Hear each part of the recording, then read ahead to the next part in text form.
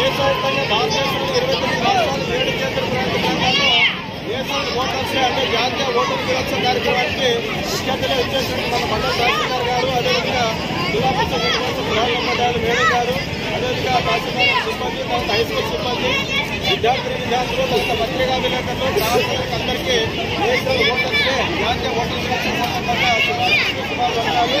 మరి ఈరోజు national voters యొక్క ప్రత్యేకత గురించి తెలియజేస్తే మరి భారతదేశానికి 1947 ఆగస్టు 15 స్వతంత్రం వస్తే మరి భారతదేశానికి మనకి కనుక్కున్నట్టు రాజ్యాంగాన్ని 1950లో భారత రాజ్యాంగం అమలుకి వస్తే మరి ఆ రోజు నుంచి ఈ రోజు దాకా ఈ నేషనల్ ఓటర్స్ డే జరుపుతున్నాం మనము. మరి నేషనల్ ఓటర్స్ డే ప్రధాన ఉద్దేశం అంటే భారతదేశంలో బిచ్చల కంటే ఆయుధం, బిచ్చల కంటే బలమైనది ఒక ఓటు అనేటువంటి ఆయుధం. ఈ ఆయుధాన్ని భారతదేశంలో గతంలో మరి ఓటు హక్కు రాజులకు, తర్వాత చదువుకున్న వారికి మాత్రం ఓటు హక్కు ఉంటే మరి దాన్ని సడలించి 1950 నుంచి మరి ప్రతి ఒక్కరికి 18 ఏళ్లు నిండిన ప్రతి ఒక్కరికి భారతదేశంలో కుల, మత, వర్గ, లింగ, భాష భేదాలు అన్ని కులాల వారికి, అన్ని మతాల వారికి, అన్ని వర్గాల వారికి భారతదేశంలో ఓటు హక్కు అనేది కల్పించారు. ఈ ఓటు హక్కు అనేది ప్రతి 5 ఏళ్ళకి ఒకసారి వస్తుంది. మరి ఈ ఓటు హక్కు అనేది మనము వేసేటప్పుడు కులానికి, మతానికి, వర్గానికి, ప్రాంతీయ తత్వాలకు తావు లేకుండా మంచి సరైన వ్యక్తికి ఎన్నుకోవడానికి ఒక ఆయుధం లాంటి ఓటు హక్కు కాబట్టి దీన్ని అందరూ వినియోగించుకోవచ్చు. మరి భారతదేశానికి కావచ్చు, రాష్ట్ర ప్రభుత్వానికి, రాష్ట్రానికి కావచ్చు, అదే గ్రామానికి కావచ్చు, మండలానికి కావచ్చు, పరిపాలించే వ్యక్తిని సమర్థ నాయకులు ఎన్నుకోవడాన్ని ఈ యొక్క ఓటు హక్కు ఒక ఆయుధంగా మీరు ఉపయోగించుకోవడానికి చెప్పి మరి నేటి పాలన రేపటి పౌరులు కాబట్టి మీకు ఈ ఓటు హక్కు గురించి అవగాహన కల్పించడానికి మరి ముందు మన తహసీల్దార్ మేడం తహసీల్దార్ సార్ గారు మేడం గారు వచ్చేస్తారు. ఈ నేషనల్ ఓటర్స్ డే సందర్భంగా 2 నిమిషాలు మన తహసీల్దార్ సార్ మాట్లాడుతూ వారికి చెప్తారు.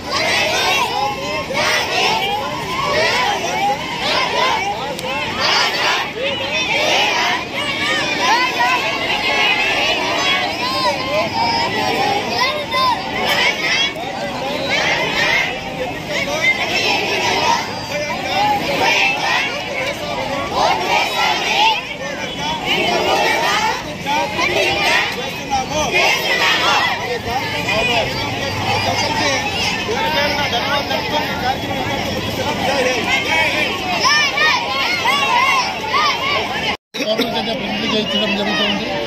ఈ యొక్క ప్రతిజ్ఞతో మన భారతదేశం యొక్క ప్రజాస్వామ్యంలో ఓటు పునాది వంటిది. ఓటు ద్వారానే మనం ప్రజాస్వామ్యం పరిపాలన చేస్తున్నాము. మన ప్రజల చేత, ప్రజల కొరకు, ప్రజలతో ఎన్నుకోబడినటువంటిది ప్రజాస్వామ్యము.